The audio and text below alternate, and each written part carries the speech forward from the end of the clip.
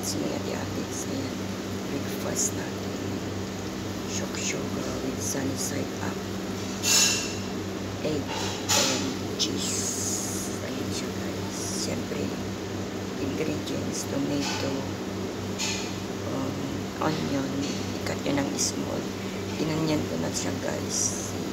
Para ano.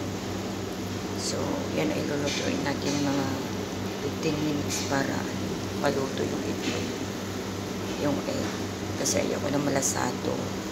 Tulad ng mga utak ng ibang tao, malasado. Charot. Sunny side up with cheese. Okay guys. It's me, Ate Alex.